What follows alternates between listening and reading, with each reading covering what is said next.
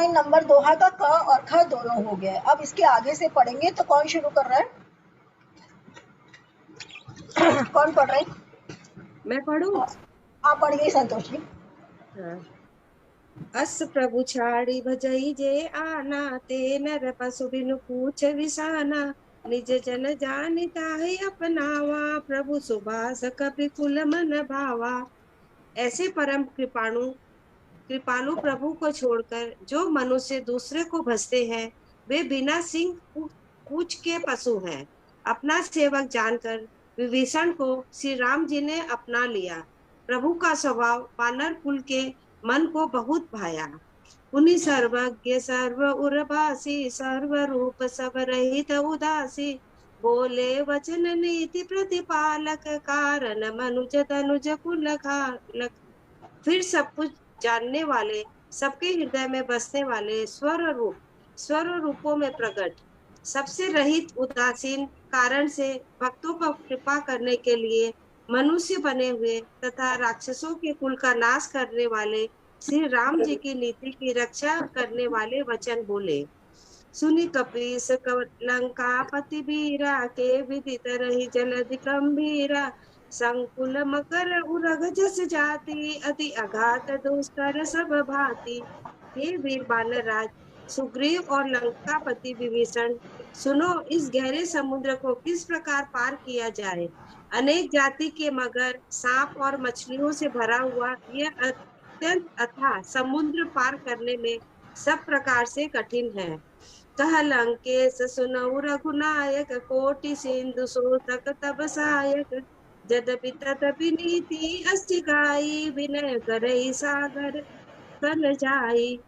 विभीषण ने कहा, हे रघुनाथ जी सुनिए, यद्यपि आपका एक बाण ही करोड़ों समुद्रों को सोखने वाला है, सोख सकता है, तथापि नीति ऐसे कही गई है, उचित यही होगा कि पहले जाकर समुद्र से प्रार्थना की जाए। प्रभु तुम्हार कुल गुर जलधि, कहीं उपाय विचारी। बिनु प्रयास सागर तरही, सकल भालु कपिधारी। हे प्रभु, समुद्र आपसे कुल में बड़े पूर्वज है, वे विचार कर उपाय बतला देंगे। तब ऋक्ष और बानरों की सेना, सारी सेना बिना ही परिश्रम के समुद्र के पार उतर जाएगी। हाँ, तो अभी इसमें ऐसे ज्यादा कुछ समझने को नहीं है। और एक तो ये है कि वो रामचंद्र जी जो है वो बहुत बड़े राजनीतिज्ञ हैं। तो उन्होंने डे वन से क्या किया है, हमेशा विभीषण को कैसे वो कॉल कर रहे हैं, लंकापति, कि ऑलरेडी तुम लंका के राजा बन गए हो। तो वो बार बार उसको लंकापति कह करके बोल रहे हो। और दूसरी बात ये है कि आप किसी के साथ में कुछ भी करना चाहते हैं तो पहले सामने वाले से बात करिए। अगर बात करने से, वो क्या बोलते हैं, साम दाम दंड भेद, तो साम करके अगर बातचीत करने से मसला सुलझ जाए तो दूसरी चीजों की जरूरत ही क्या है ना। तो इसीलिए वो पहले श्री रामचंद्र जी से उसको क्या बोल रहे हैं, जब पूछते हैं कि कैसे पार किया जाए तो बोले पहले समुद्र से ही चल करके पूछा जाए कि क्या करना चाहिए और क्या नहीं करना चाहिए। क्योंकि पहले बात तो करके देखें, अगर बात से ही अगर समुद्र ने अपने आप ही कुछ कर दिया तो कुछ करना ही नहीं होगा। तो कोई भी चीज हम कर रहे हैं तो पहले सामने वाले से बात कर लो, काइंड ऑफ दैट है। तो वो एक मैसेज है इसके अंदर। आगे पढ़िए। सखा कही, संतोष जी आप म्यूट पर है। सॉरी। पढ़ो। सखा कहीं तुमनी की उपाई, करहि देव जो होई सहाई। मंत्र यह लक्ष्मण मन भावा, राम वचन सुनी अति दुख पावा। श्री राम जी ने कहा, हे सखा, तुमने अच्छा उपाय बताया, यही किया जाए। यदि देव सहायक हो, यह सलाह लक्ष्मण जी के मन को अच्छी नहीं लगी। श्री राम जी ने वचन सुनकर तो उन्होंने बहुत ही दुख पाया। नाथ देव कर कवन भरोसा, शोषित सिंधु करई मन रोसा। काधर मन कहूँ एक आधारा, देव देव आलसी पुकारा। लक्ष्मण जी ने कहा, हे नाथ, देव का कौन सा भरोसा है। मन में क्रोध कीजिए, ले आइए और समुद्र को सुखा डालिए। यह देव तो कायर के मन का एक आधार, तसल्ली देने का उपाय है। आलसी लोग ही देव देव पुकारा करते हैं। सुरत भी हसी बोले रघुवीरा, ऐसे ही करब धरऊ मन धीरा। अस कहीं प्रभु अनुजहि समुझाई, सिंधु समीप गए रघुराई।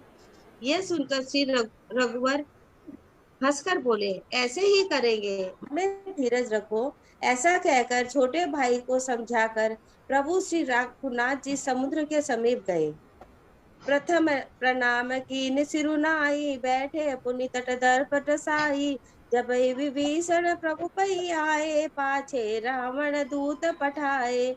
उन्होंने पहले सर नवाकर प्रणाम किया, फिर किनारे पर कुश बिछाकर बैठ गए।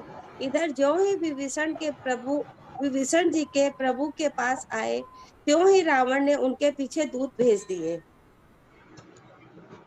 सकल चरित तिन देखे, धरे कपट कपि दे। पुनि गुण हृदय सरारहि, शरणागत परने। कपट से बानर का शरीर धारण करके उन्होंने सब लीलाएं देखी। वे अपने हृदय में प्रभु के गुणों की और शरणागत पर उनके स्नेह की सराहना करने लगे। तो क्या वो जब प्रखानी राम स्वभाव। एक मिनट, हाँ, तो वो क्या डिसाइड करते हैं कि जाकर के वो लोग समुद्र से बोलेंगे और उसी से कहेंगे कि वो रास्ता दे और वो ही कोई टेक्निक बताए कि कैसे इसको पार किया जाए। तो जब लक्ष्मण ये बात सुनते हैं तो लक्ष्मण को क्या होता है, उनको लगता है कि मेरे पास जो बाण है वो एक बाण को मैं अगर चलाऊंगा तो पूरा का पूरा समुद्र सूख जाएगा, तो मेरे बाण में इतना पावर है। तो वो बोले वैसा बाण चला करके तुरंत तुरंत समुद्र को सोख के रास्ता बना देना है, क्यों ये सब झमेले में पड़ना है। तो वो कह रहे देव देव आलसी पुकारा। यहाँ पर क्या बता रहे हैं कि अपना ईश्वर हमारा साथ है, परंतु हमको कर्म कभी नहीं छोड़ना चाहिए। हमारा जो बॉडी है वो भी हर टाइम वर्क करते रहता है ना। अगर आप कोमा के अंदर में भी हैं तो भी आपका खाना भी हजम हो रहा है, आपका मतलब आपका टॉयलेट ये वो जो आपके पांचों द्वार है वो सब काम करते हैं। तो आपका शरीर अपने आप अंदर ही अंदर काम कर रहा है। जब आप कोमा में चले जाते हैं तो आपका क्या होता है, सिर्फ ब्रेन काम नहीं कर रहा है ना आपका, तो बाकी की सारी हिस्से शरीर अपने आप काम करते हैं। जब आप सोए हुए हैं तो आपको लग रहा है कि आप सोए हुए हैं, आप रेस्ट करें, परंतु आपका शरीर रेस्ट नहीं करता है। आपका शरीर के अंदर में सारा का सारा डाइजेशन ये वो सब सारा चीज अपने आप काम करते ही रहता है। तो इसके लिए हाँ, तो इसके लिए हमारा शरीर तो ऑटोमेटिकली काम कर रहा था। इसीलिए कहते हैं कि अगर कोई लोग ये कहते हैं कि हमको ईश्वर के भरोसे कोई काम को छोड़ देना चाहिए तो वो गलत है। क्या कह रहे हैं, हे नाथ देव का कौन भरोसा, मतलब आपने देवता के ऊपर में छोड़ा है, वो काम कब का कब होगा कोई भरोसा नहीं। तो काम आप करो और देवता से मनाते रहो कि हाँ मेरा ये कारण को पूर्ण कर दीजिए, परंतु काम को देवता के भरोसे छोड़ देंगे तो होगा। हम लोग सोचेंगे हे भगवान मुझे खाना आप मेरे लिए बना दो, तो भगवान तो खाना नहीं बनाने वाले है ना। वो आपके लिए खाने की सामग्रियां जुटवा सकते हैं, वो सब कर सकते हैं, परंतु खाना तो आपको खुद ही बनाना पड़ेगा और खुद ही खाना पड़ेगा। खाना आ भी जाए और अगर आप उसको खुद से नहीं खाएंगे तो आपका पेट नहीं भरने वाला है। तो देव देव आलसी पुकारा इसके लिए बोल रहे हैं। इसका मतलब क्या है कि आलस्य नहीं करना है। सोते हुए भी हमारा शरीर काम करता है, हमारा ब्रेन सब काम कर रहा है। तो आप हमेशा अपने कार्य में जुटे रहो। यह सुनकर हनुमान जब लक्ष्मण कहते कि मैं अपने बाण से ये पूरा सोख दूंगा, तो हनुमान श्री रामचंद्र जी सोचते हैं कि लक्ष्मण को बड़ी जल्दी है कि ये काम फटाफट हो जाए, परंतु श्री रामचंद्र जी ये काम करने क्यों मना कर रहे हैं, क्योंकि समुद्र के अंदर में बहुत सारे जीव जंतु हैं। अगर आप समुद्र को सुखाएंगे तो वो सारे के सारे मर जाएंगे। समुद्र में इतनी मछलियां हैं, शार्क्स है, क्रैब्स है, बहुत सारे जीव जंतु हैं समुद्र के, तो सारे जीव जंतु मारे जाएंगे। इसलिए श्री रामचंद्र जी नहीं चाहते हैं कि वो उसको एक बाण से सोख दे। तो वो कहते हैं कि जरूरत पड़ने पर वो करा जाएगा, वो तो लास्ट रिसोर्ट तो वो है ही है, वो तो करा, अगर एकदम लास्ट में कुछ नहीं हुआ तो वो तो करेंगे, परंतु अभी ऐसा नहीं कहना। और फिर वो जाकर के समुद्र के किनारे कुशा बिछा करके, यानी कि कोई भी एक आसन बिछा करके बैठ जाते हैं। और जो ही विभीषण प्रभु के पास आए त्यों ही रावण ने उनके पीछे दूत भेजे। इधर जब विभीषण चला जाता है तो क्या होता है, रावण सोचता है कि विभीषण कहाँ गया, उसको पता नहीं है कि विभीषण कहाँ जाने वाला है, तो वो उसके पीछे अपने दूतों को भेजता है। इसके अंदर में एक ही बार दूत आ रहे हैं। और वाल्मीकि रामायण के अंदर में जब पहली बार रावण को पता चलता है कि ये लोग समुद्र के पास आ गए, तभी भी वो दूत भेजता है और दूत आकर के उसको सब सारी बात बताते हैं। तो दोनों में थोड़ा सा डिफरेंस है कि वो लाइक आजकल का जमाने में जैसे हम लोग स्पाई होते, जासूस होते, वो जमाने में भी जासूस तो हमेशा से ही रहे हैं, इसका मतलब। तो वो जमाने में भी जासूस गए और बताए कि ऐसे ऐसे है, तो यहाँ पर उन्होंने अपने जासूसों को भेजा है देखने के लिए कि कहाँ गया है विभीषण और क्या कर रहा है। तो वो दोनों के दोनों जासूस वानरों का वेश धर के उन लोगों के बीच में घुसने की कोशिश करते हैं, परंतु फिर भी पकड़ने में आ जाते हैं। आगे पढ़िए। कब कौन पढ़े? प्रकट बखानी राम सुभाऊ, अति सप्रेम गाभिर सितुराऊ। रिपु के दूत कपिन तब जाने, सकल बांधी कपीस बही आने।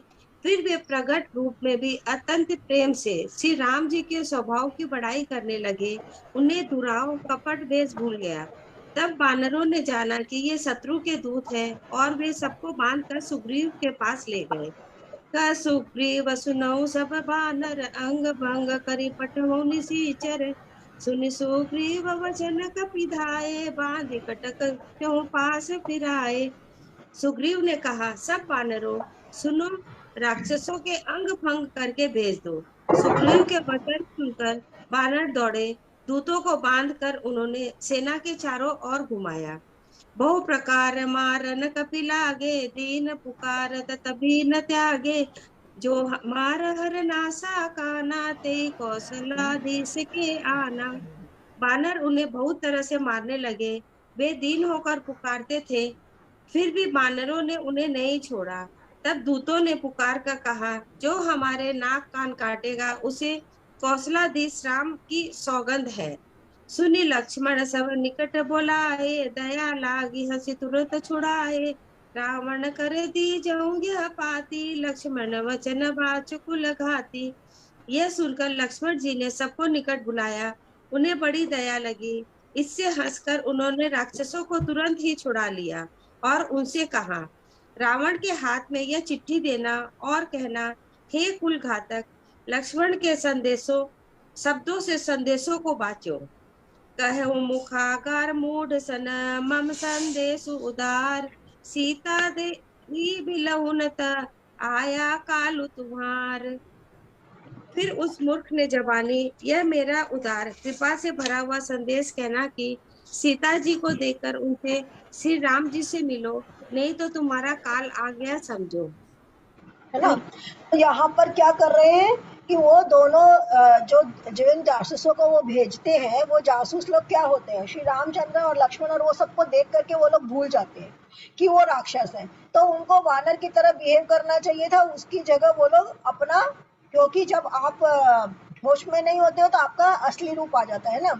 आप कितना भी स्मार्टली ड्रेसअप करो और कितना भी आप इंग्लिश बोलो और कुछ बोलो, जैसे ही आपको कोई थप्पड़ मारेगा तो सबसे पहले आपके मुंह से क्या निकलेगा?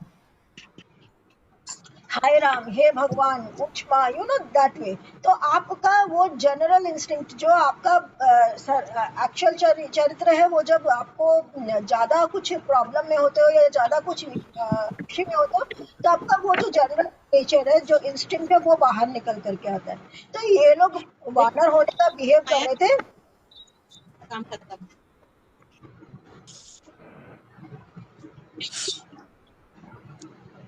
तो ये लोग वानर होने की वो कर रहे थे, परंतु जब वहां पर गए तो उन लोगों के रंग में उन लोगों को देख देख के उनको ऐसा आनंद आया, वो लोग भूल गए कि वो लोग वानर नहीं, वो लोग तो राक्षस है और यहाँ पर दूत है। तो उनकी वो लोग पकड़ में आ जाते हैं।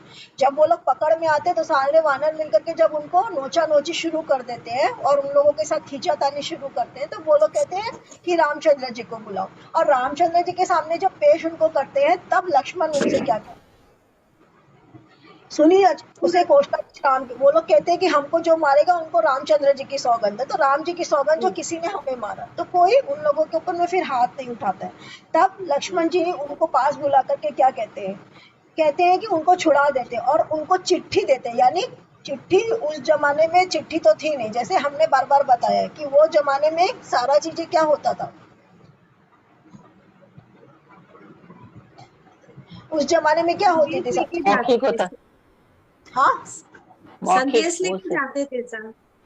करेक्ट, संदेश लेके जाते थे, मतलब मौखिक होता था जो भी, क्योंकि हमारी पहली स्क्रिप्ट कब आई है?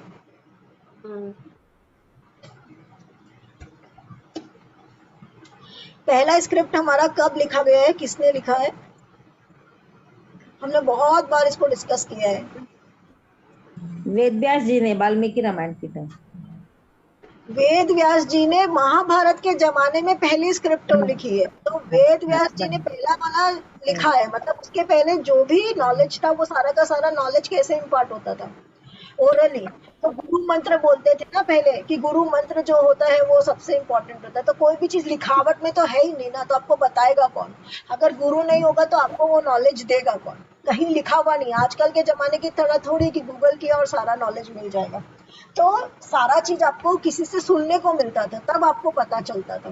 तो सारा का सारा नॉलेज जो था वो ओरल नॉलेज था, रिटन नॉलेज था ही नहीं। सबसे पहला स्क्रिप्ट लिखा गया है, वेद व्यास ने लिखा है। वेद व्यास जी ने बोला और गणेश जी ने लिखा। गणेश जी ने लिखा, गणेश जी ने। हाँ, वेद व्यास जी ने बोला और गणेश जी ने लिखा। तो पहली स्क्रिप्ट लिखी गई है महाभारत के मतलब ये जमाने में, त्रेता। विच युग इज दैट? द्वापर युग।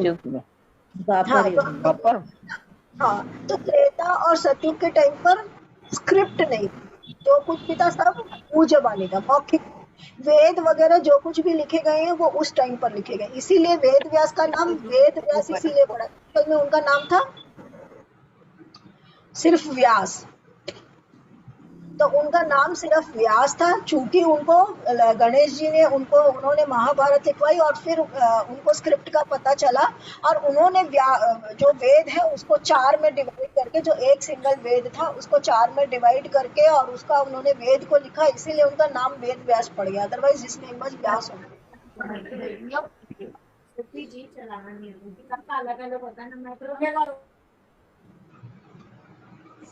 सब लोग अपने आप को थोड़ा सा म्यूट रख लीजिए ना।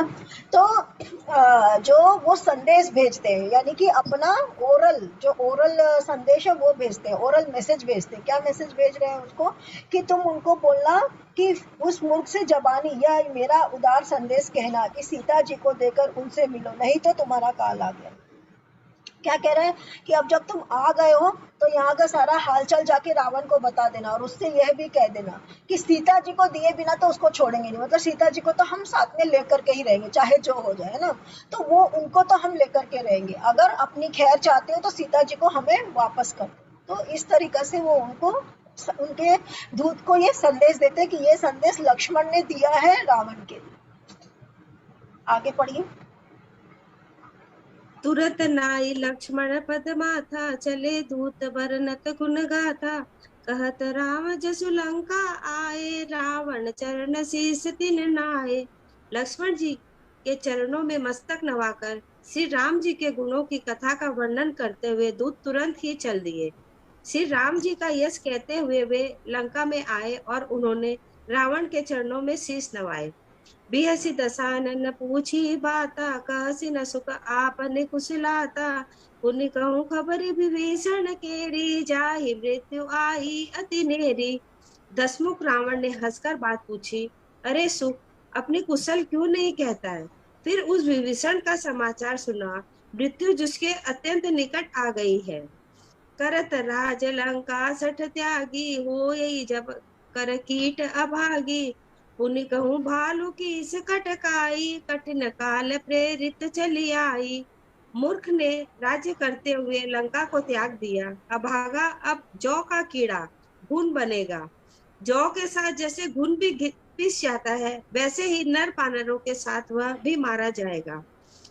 फिर भालू और बानरों की सेवा का हाल कह, जो कठिन काल की प्रेरणा से यहाँ चली आई है।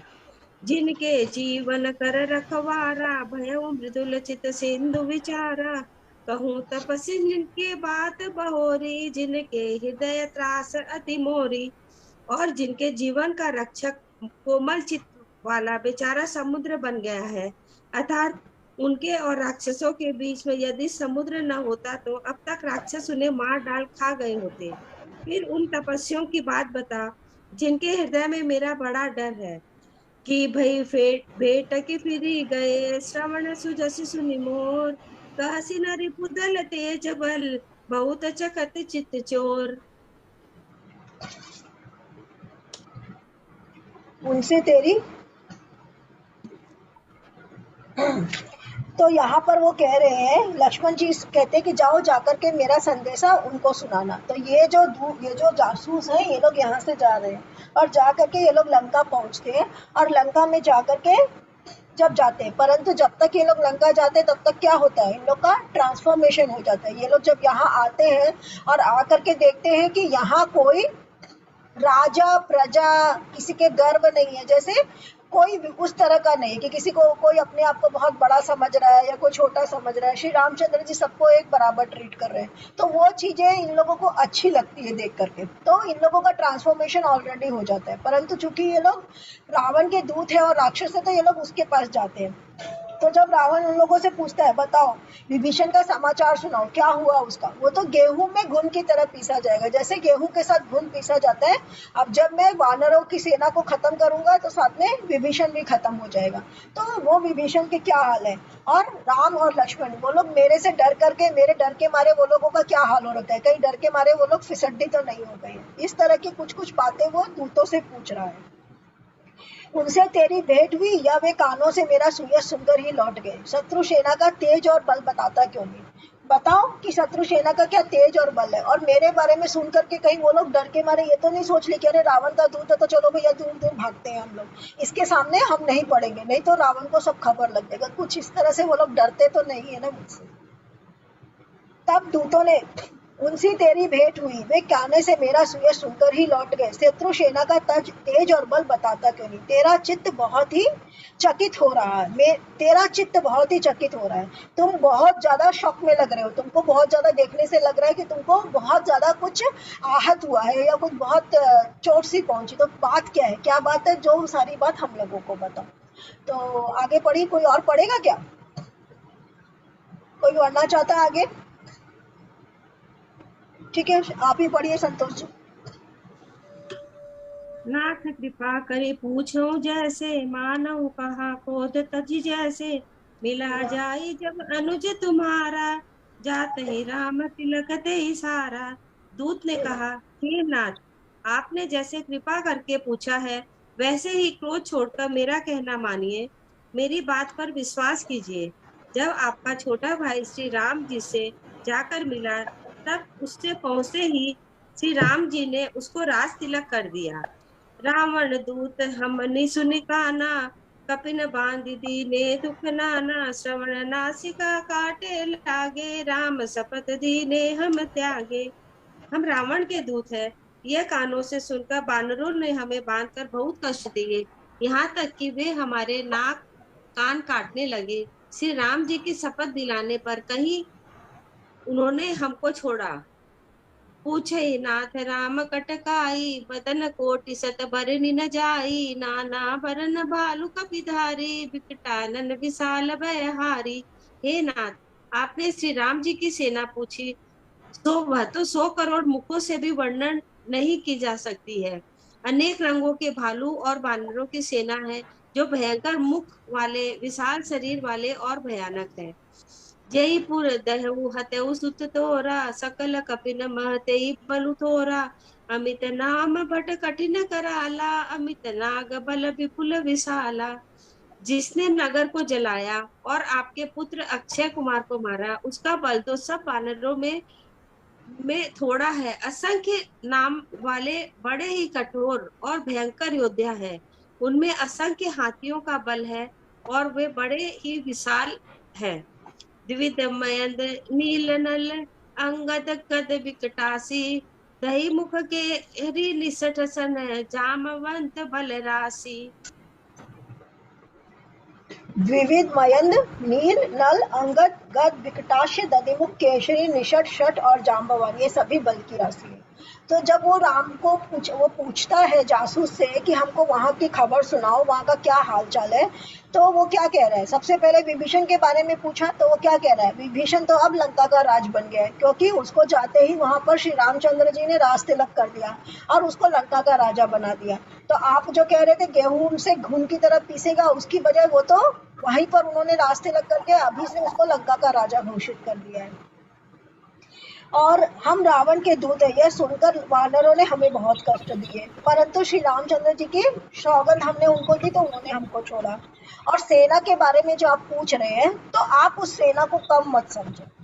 वो क्या कह रहे हैं, आप ये सोच रहे हो कि वो वानरों और भालुओं की सेना है, परंतु वो वानर और भालू जो है वो बहुत ही ज्यादा शक्तिशाली है। जो हमारे यहाँ पर आए थे भालू, जो वानर यहाँ पर आया था, वो तो उन लोगों के कंपैरिजन में कुछ भी नहीं है। मतलब उसके जैसे वहां पर बहुत सारे वानर हैं और बहुत सारे भालू हैं और बहुत सारे रीछ है। मतलब बहुत अलग अलग अलग तरह के लोगों की वो सेना है और काफी बड़ी सेना है। तो वो सेना के बारे में मैं आपको अपने मुख से क्या वर्णन करूं। और उस सेना के अंदर में इतने तरह के लोग हैं, द्विविध, मयन, नील, नल, अंगद, ये सब उन लोगों का नाम बताता कि ये इतने इतने तरह के लोग हैं और ये सभी बलशाली हैं। और इतने सारे तो वहां पर सेनापति है, सेना तो अलग है, सेनापति ही इतने सारे हैं। कोई पढ़ेगा और? मैं पढ़ूं? हाँ पढ़ो, कौन मैं पढ़ रहे पढ़ूं? हैं? हाँ पढ़िए, मैं हाँ मैं पढ़ लेती हूँ। आप पढ़िए। एक अपि सत्सु ग्रीव समाना इन सम कोटिन गणई पुनान राम कृपा अतुलित बल की नहीं तृण समान तय लोक गणई। ये सब बानर बल में सुग्रीव के समान है और इनके जैसे एक दो नहीं करोड़ों हैं, और उन बहुतों सौ को तो गिन ही कौन सकता है। श्री राम जी की कृपा से उनमें अतुलनीय बल है। वे तीनों लोगों को तृण के समान समझते हैं।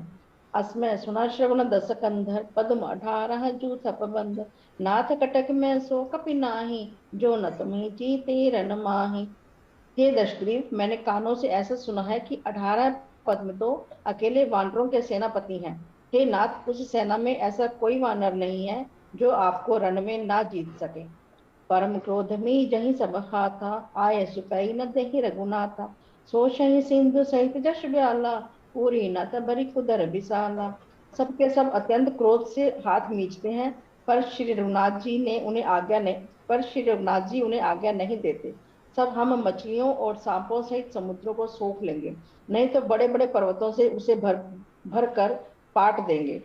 मर्दी गर्द मिल वही 10 सीसा ऐसे ही वचन कहीं सब कीसा घर चही तर चही सहज असंका मानो गर्जन चाहता ही लंका। और रावण को मसल कर धूल में मिला देंगे। सब वानर ऐसे ही वचन कह रहे हैं, वो सब सहज ही निडर है। इस प्रकार गरजते और डपटते हैं मानो लंका को निगल ही जाना चाहते हैं। सहज ना सूर कभी तो क्या हो रहा है, एक सेकंड कमाई।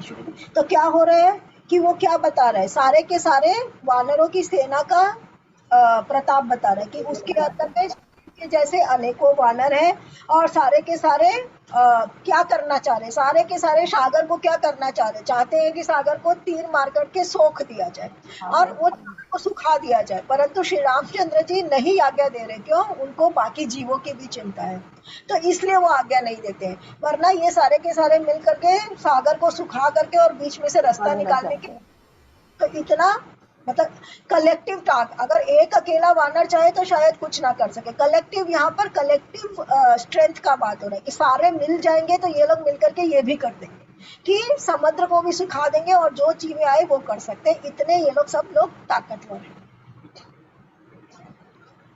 सहज सुर कपि भालु सब पुनि सिर पर प्रभु राम रावण काल कोटि कहूँ जीति सकहि संग्राम।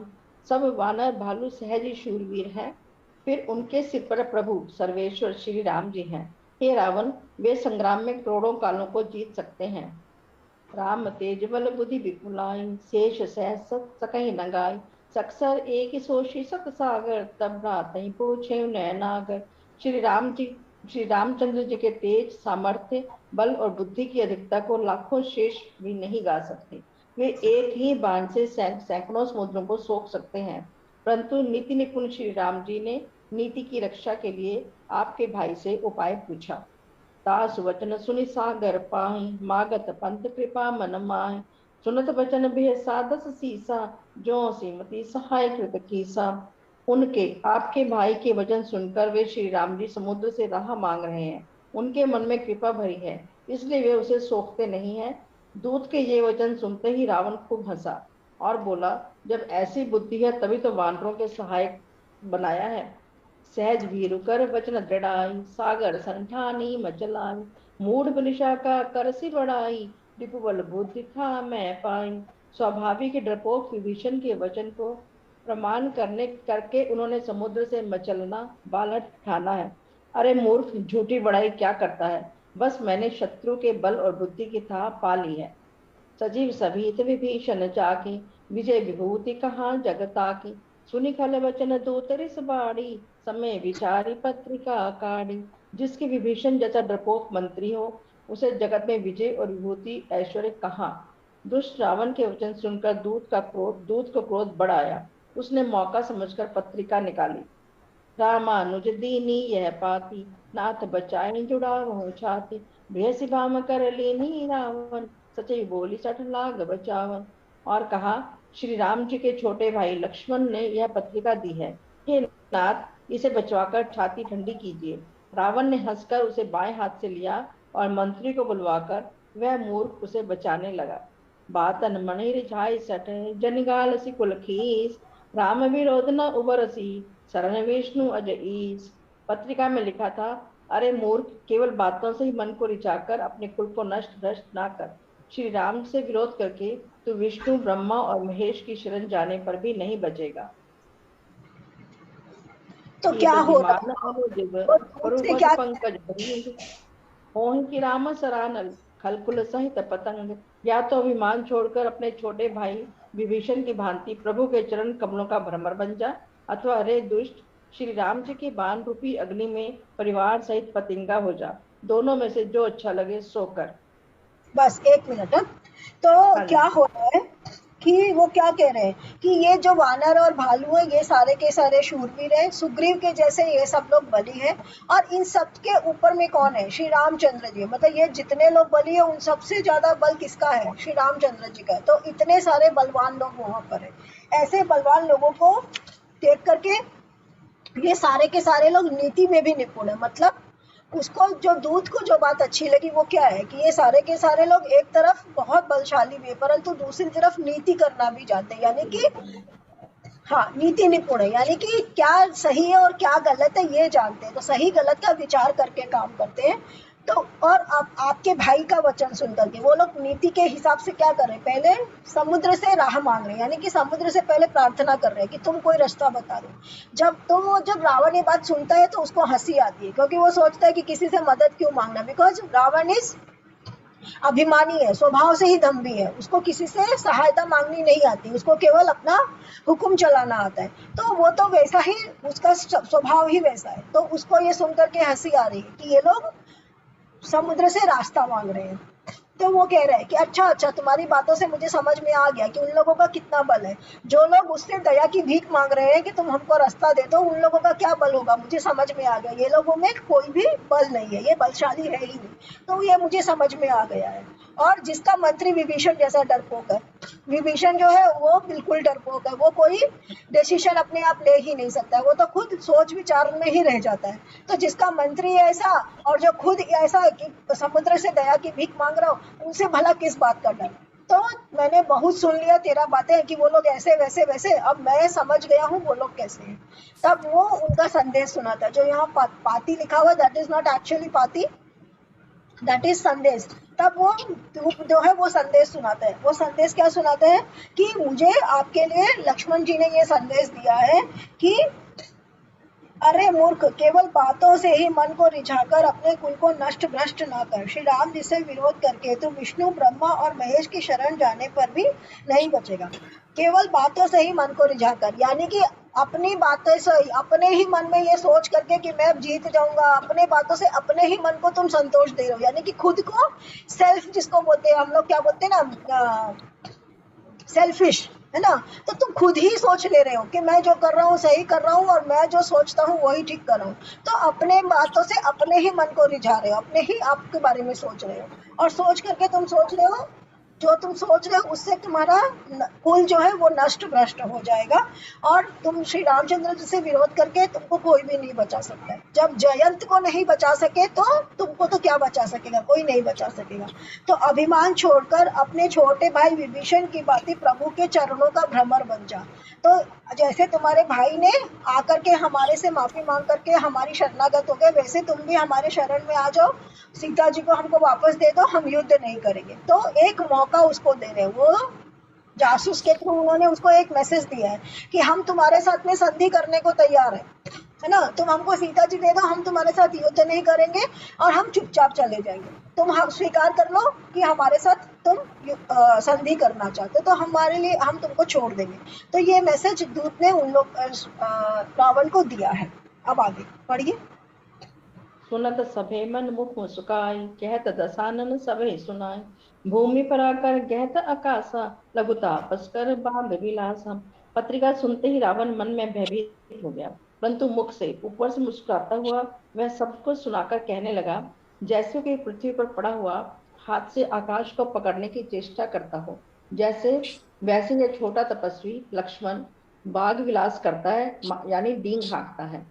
कह सुखनाथ सत्य सब बानी, समझऊं झाड़ी प्रकृति अभिमानी। सुनो बचन मम परिहरि क्रोधा, नाथ राम सन तज विरोधा। शुक दूत ने कहा, हे नाथ, अभिमानी स्वभाव को छोड़कर इस पत्र में लिखी सब बातों को सत्य समझिए, क्रोध छोड़कर मेरा वचन सुनिए। हे नाथ, श्री राम जी से वैर त्याग दीजिए। अति कोमल रघुवीर स्वभाव, यद्यपि अखिल लोक कर राव। मृत कृपा तुम पर प्रभु करही, और अपराध न एक धरही। यद्यपि श्री रघुवीर समस्त लोकों के स्वामी हैं, पर उनका स्वभाव अत्यंत ही कोमल है। मिलते ही प्रभु आप पर कृपा करेंगे और आपका एक भी अपराध भी हृदय में नहीं रखेंगे। जनक सुता रघुनाथ ही दीजे, इतना कहा मोर प्रभु कीजे। जब ते ही कहा देन गए देही, शरण प्रहार की न सटते ही। जानकी जी श्री रघुनाथ जी को दे दीजिए। हे प्रभु, इतना कहना मेरा कीजिए। जब उस दूत ने जानकी जी को देने के लिए कहा, तब दुष्ट रावण ने उसको लात मारी। नाई चरण सिरु चला सोतहा, कृपा सिंधु रघुनायक जहाँ। करी प्रणाम निज कथा सुनाई, ताम कृपा आपनी गति पाई। वह भी विभीषण की भांति चरणों में सिर नवाकर वहीं चला जहाँ कृपा सागर श्री रघुनाथ जी थे। प्रणाम करके उसने अपनी कथा सुनाई और श्री राम जी की कृपा से अपनी गति मुनि का स्वरूप पाया। ऋषि अगस्त्य की साप भवानी, राक्षस भयउ रहा मुनि ज्ञानी। बंदे राम पद 12 मुनि निज आश्रम कहूँ पगुधारा। शिव जी कहते हैं, हे भवानी, वह ज्ञानी मुनि था, अगस्त्य ऋषि के शाप से राक्षस हो गया था। बार बार श्री राम जी के चरणों की वंदना करके वह मुनि अपने आश्रम को चला गया। विनय न मानत जलद जड़, गए 3 दिन बीत। बोले राम सकोप तब, भय बिनु होई न प्रीति। इधर 3 दिन बीत गए, किंतु जड़ समुद्र विनय नहीं मानता। तब श्री राम जी क्रोध सहित बोले, बिना भय के प्रीति नहीं होती। तो क्या हुआ यहाँ पर, जब उसने बता दिया कि आप ऐसा करो, तो रावण को क्या हुआ, वो पत्रिका का बात, वो जो संदेश दिया है कि तुम दे दो, ये सुनने के साथ ही एक बार उसके मन में वो आता है कि ये लोग, मैं इतना कुछ कर रहा हूँ, मैं इतने बड़े इसका राजा हूँ, मैंने पूरे समस्त संसार को जीता है, कुबेर को जीता है, सब कुछ को जीता है, परंतु ये लोग मुझसे डर नहीं रहे। तो इनके मन में कहीं से भी डर नहीं है। और प्लस रावण ने जब ब्रह्मा जी के साथ में अपना, जब रावण ने ब्रह्मा जी को खुश करके जब वर प्राप्त किया था, तो उसने क्या वर प्राप्त किया था? उसकी मृत्यु जो होगी ना, हाँ, उसकी मृत्यु मतलब ना, बहुत सारे उसमें ये बताए थे कि आदमी से नहीं हो, इससे नहीं हो, जल में नहीं हो, थल में, बहुत सारी चीजें ऐसे बताई थी। यही वर मांगा था उन्होंने ब्रह्मा जी से। संतोष जी कुछ कह रहे हैं, संतोष जी आप बताइए। अब नहीं, वो अपने ब्रह्मा जी से वो अमर का वरदान ले लिया था, और नाभि में उसके वो कुछ रखते थे उनके, तो उसने, और रावण की नाभि में, हाँ, नाभि, रावण की नाभि में अमृत था, ऐसे तो कहते। ब्रह्मा जी से वरदान मांगा। और बताइए, जितने भी असुर हुए ना, वो लोग कोई को मरना नहीं है, वो लोग कोई भी तरीका से रास्ता ढूंढते हैं कि हम मरे नहीं, है ना। तो जैसे हिरण्य, वो था, क्या बोलते हैं, नरसिंह बन करके जिसको हिरण्यकश्यप को, उसको क्या था, मैं दिन में भी नहीं मारा जाऊं, मैं रात में भी नहीं मारा जाऊं, मैं किसी महीने में भी नहीं मारा जाऊं, मैं किसी भी तरीके से नहीं मारा जाऊं। तो वो कितना तरीका का वो चीजें बोलता है। तो भगवान क्या करे, तुरंत वो रूप धरे जो उसने वर मांगा था। तो ना वो मनुष्य थे, ना वो जानवर थे, ना वो रात का समय था ना वो दिन का समय था, ना वो कोई महीना था ना वो कोई साल था, क्योंकि वो कौन सा महीना था, अधिक मास का महीना था, तो कोई महीना भी नहीं था कि उसको महीने की जैसे काउंट करते हैं। तो जब कोई वर मांगता है वो ये सोच के मांगता है कि मैं अमर हो जाऊंगा। तो रावण ने भी जब भगवान से 10 शीश करके जब उनको ब्रह्मा जी को प्रसन्न किया तो उसने क्या वर मांगा, मुझे कोई भी नहीं हरा सके, मैं किसी के हाथों भी नहीं मारा जाऊं, न किसी देवता के हाथों, न किसी भगवान के हाथों, न कभी किसी जानवर के हाथ, न कभी पानी में, न कभी जल में, किसी भी हाथ में, कैसी भी सूरत में मैं ना मारा जाऊं। तो ब्रह्मा जी उसको वर देते हैं कि तुम किसी भी तरीके से नहीं मारा जाओगे सिवाय मनुष्य को छोड़कर। तो वो सोचता है कि जब मुझे देवता और दानव असुर कोई नहीं मार सकेंगे तो मनुष्यों की क्या, मनुष्यों को तो मैं ऐसे ही महसूस करके, मनुष्य को तो मैं यूं ही महसूस करके फेंक दूंगा, है ना। तो इसलिए उसने ये उस वक्त ये वरदान मांगा था कि मैं किसी के हाथों नहीं मारा जाऊं। तो ब्रह्मा जी बोलते किसी के हाथों नहीं मारा जाएगा सिवाय मनुष्य को छोड़ करके। तो वो सोचता है चलो इतने सारे तो मेरे को मिल ही गए, एक मनुष्य ही तो है, उनको तो मैं क्या, उनकी तो गिनती ही नहीं है उसकी नजरों में ना। तो वो जितने भी, इसीलिए जितने भी ऋषि वगैरह होते थे उनकी, इसलिए उन लोगों के हमेशा वो डालते रहता था, पूजा अर्चना में विघ्न उनके डालता रहता कार्य था। में विघ्न डालते रहते थे, हाँ, यज्ञ उनके कार्य में कार्यों में, उसको शुभ कार्य खतरा में, ही यज्ञ कार्य में। मनुष्यों से था ना, उसका सारा खतरा मनुष्यों से था, क्योंकि उसको ब्रह्मा जी से यही पता चला था। तो वो उन लोगों को ये लेवल पे पहुंचने ही नहीं देना चाहता था, किसी भी शक्ति ऋषि दिखाता रहता था। अपनी शक्ति दिखा करके उनको पहले ही खत्म हाँ। कर। तो दैट वाज द रीजन कि वो कुबेर को भी जीत लिया, सबको जीत लिया, क्योंकि उसको वरदान था। तब वो देखता है कि ये जो मनुष्य है, ये मनुष्य कोई भी हाल में डर नहीं रहे, तो उसका क्या है, उसको पता है कि उसको तो ये वर मिला हुआ है कि मनुष्य के हाथ ही उसको जाना है। तो वो सब कहीं ना कहीं तो मन में आ जाएगा ना कि अरे मैंने बोला था, इसीलिए शायद ये लोग मेरे से डरते नहीं। तो काइंड ऑफ दैट, तो मन ही मन वो घबरा जाता है ये सोच करके कि ये वही मनुष्य है जिनके हाथों शायद उसका आने वाला है। तो जैसे कोई, और परंतु ऊपर ही ऊपर क्या कह रहा है, जैसे कोई पृथ्वी पर पड़ा हुआ हाथ से आकाश को पकड़ने की चेष्टा करता, वैसे ही ये छोटा तपस्वी वाग विलास करता है। तो लक्ष्मण जी की संदेश सुनकर के वो क्या कहता है, जमीन में लेटा हुआ इंसान जैसे आकाश को छूने की कोशिश करता है, तो क्या आकाश छू सकता है, कुछ वैसे ही बातें हैं लक्ष्मण जी, इनका कोई सिर पैर नहीं है, बकवास कर रहा है। हे नाथ, अभिमानी स्वभाव को छोड़कर, तब दूत रावण को समझा रहा है, जो वहां से आया है वो दूत समझा रहा है, वो जासूस समझा रहा है कि हे नाथ, आप अपना अभिमानी स्वभाव को छोड़ दीजिए और ये जो कह रहे हैं उन बात को सच मानिए, क्रोध छोड़कर मेरा वचन सुनिए और श्री रामचंद्र जी से वैर त्याग दीजिए और उनके साथ संधि कर लीजिए, तो आपकी जान बच जाएगी। यद्यपि श्री रघुवीर समस्त लोगों के स्वामी है, परंतु उनका स्वभाव अत्यंत ही कोमल है, मिलते ही आप पर कृपा करेंगे और अपराध भी नहीं बख्शेंगे। तो आपने जितना भी अपराध उनके साथ में किया, वो कोई भी अपराध को छोड़ करके आपको क्षमा कर देंगे। जानकी जी श्री रघुनाथ को दे दीजिए, मेरे कहने से प्रभु इतना कीजिए कि जानकी श्री रामचंद्र जी को दे दीजिए।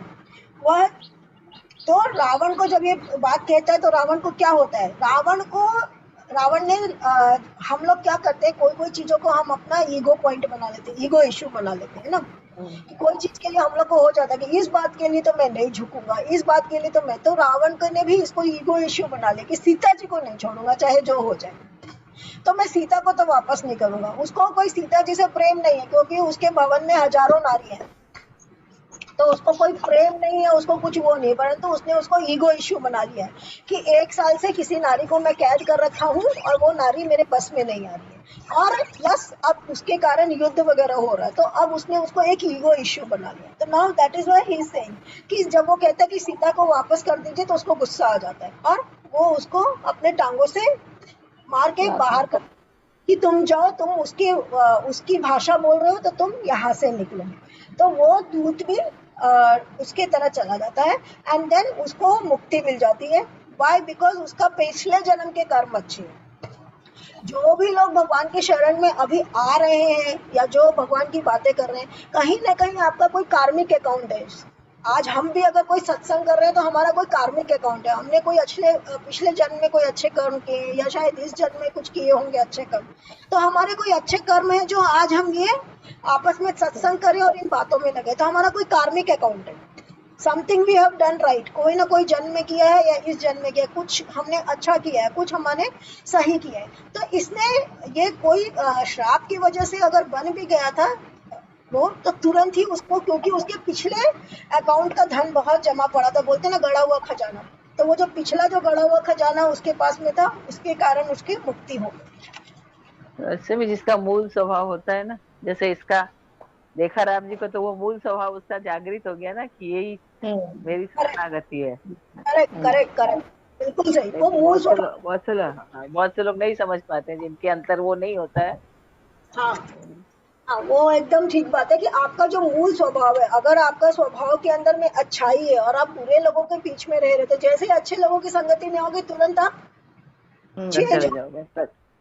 और अगर आपके स्वभाव के अंदर में ही कुछ गड़बड़ करना है, तो जैसे ही आपको पहला चांस मिलेगा ना किसी के साथ में मिल करके गड़बड़ करने का, फर्स्ट चांस मिलेगा, तो it is about the basic nature कि आप क्या लेकर के पैदा हुए, तो वो मूल स्वभाव जो वो तुरंत उखड़ करके आएगा। बिल्कुल ठीक। तो वो कह रहे कि ये छोटा तपस्वी ऐसे ही कह रहा है। आगे पढ़िए, 3 ही दोहा बचा है, आज हम लोग फिनिश ही कर लेते हैं। पढ़ा है ना इन्होंने, विनय न माना जलधि जड़ तक पढ़ा है ना? हाँ, पढ़िए पढ़िए।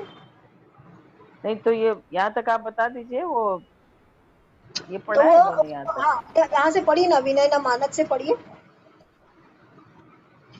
विनय न मानत जलधि, आप ही पढ़िए। विनय न मानत जलधि जड़ गए 3 दिन बीत, बोले राम सकोप तब भय बिनु होई न प्रीत। इधर 3 दिन बीत गए, किंतु जड़ समुद्र विनय नहीं मानता। तब श्री राम जी क्रोध सहित बोले, बिना भय की प्रीति नहीं होती। पढ़ो आगे कि आप बोलेंगे? पढ़िए पढ़िए। हाँ। लक्ष्मण बान सरासर आनु, सौ सौ वारिधि विश्व कृशानु, सठ सन विनय कुटिल सन प्रीति, सहज कृपन सन सुंदर नीति। हे लक्ष्मण, धनुष बाण लाओ, मैं अग्निवाण से समुद्र को सोख डालूं। मूर्ख से विनय, कुटिलता के साथ प्रीति, और स्वाभाविक की कंजूस से सुंदर नीति, मतलब उदाहरण के उपदेश है। ममता रस सन ज्ञान कहानी, अति लोभी सन बिरति बखानी। बोधे सम कामई हरिया था, ऊसर बीज भय फल जता। ममता में फंसे हुए मनुष्य से ज्ञान की कथा, अत्यंत लोभी से वैराग्य का वर्णन, क्रोध से क्षम शांति की बात, और कामी से भगवान की कथा, इनका वैसा ही फल होता है जैसा ऊसर से बीज बोने से होता है। अर्थात ऊसर से बीज बोने की भांति वह सब व्यर्थ जाता है। अस कहीं रघुपति चाप चढ़ावा, यह मत लक्ष्मण के मन भावा। संध्यान प्रभु से कराला, उठी उठती उर अंतर ज्वाला। ऐसा कहकर श्री रघुनाथ जी ने धनुष उठाया।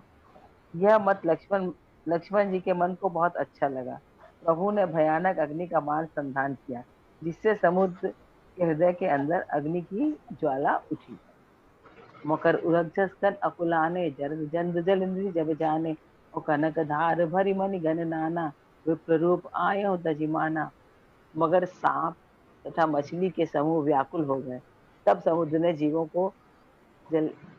को जलते जाना। तब सोने से थाल में अनेक मणियां रत्नों से भरकर अभिमान छोड़कर वो ब्राह्मण के रूप में आया।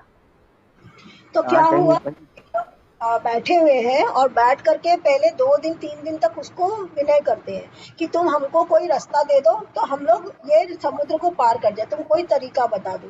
परंतु 2-3 दिन बीत जाता है, जब कुछ नहीं बिताता है, तब श्री रामचंद्र जी सोचते हैं कि अब मुझे इसको समुद्र को सुखाना ही पड़ेगा, मुझे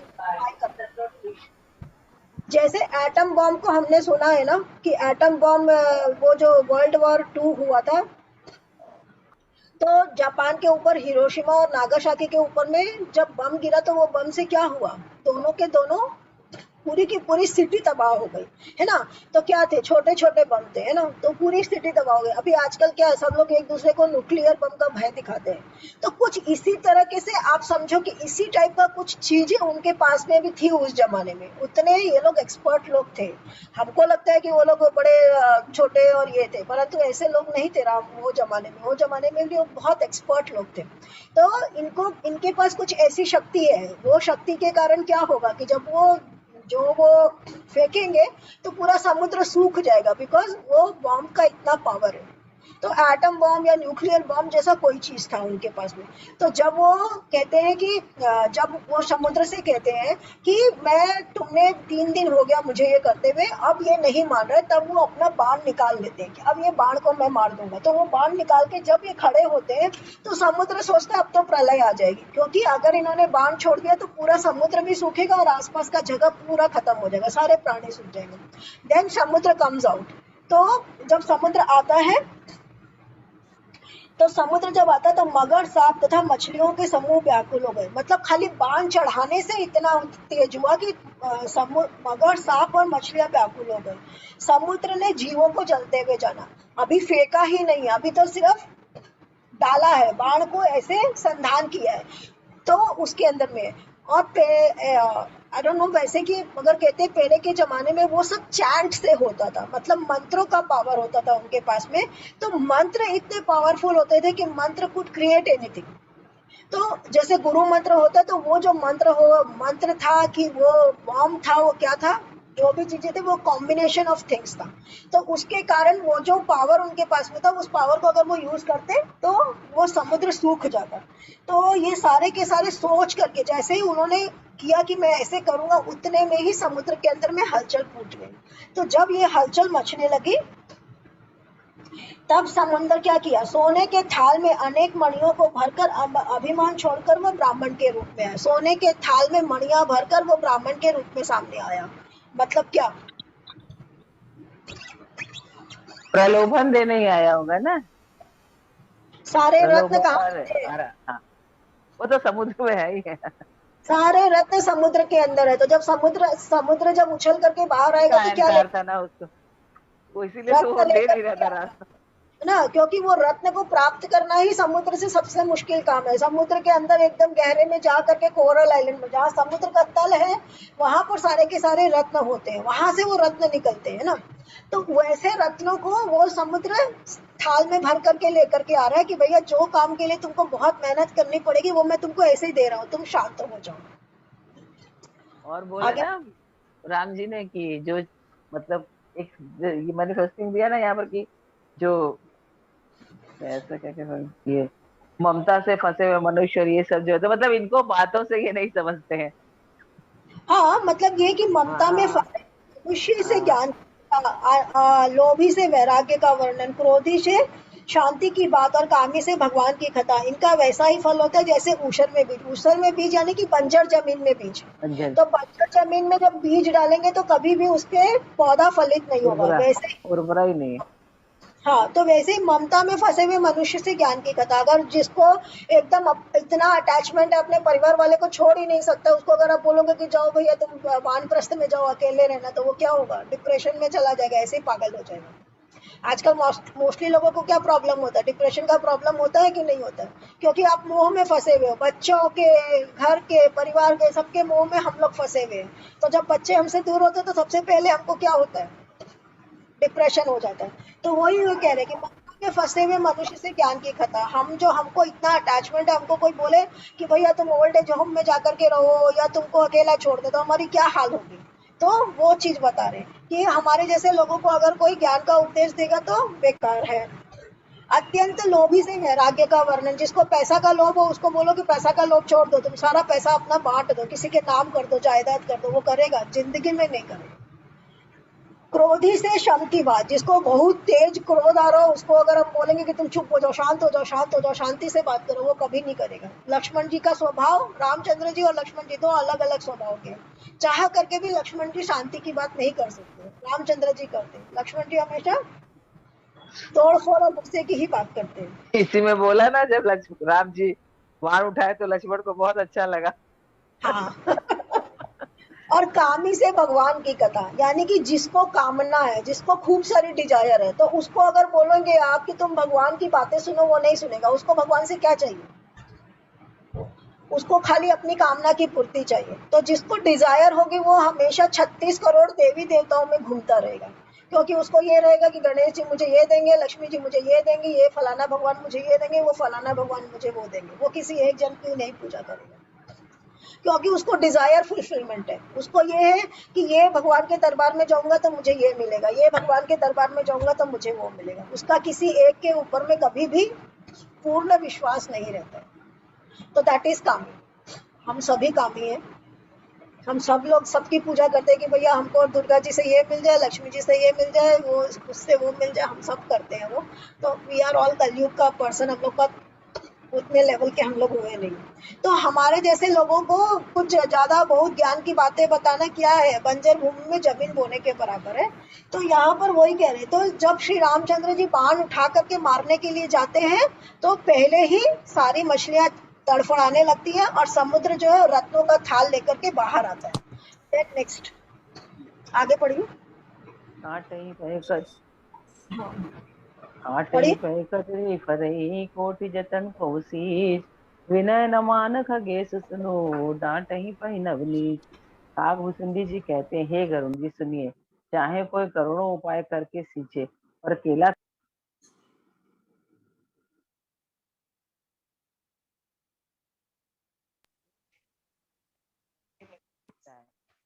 पर आता है। सब सिंधु गई तो पदरे क्षमो।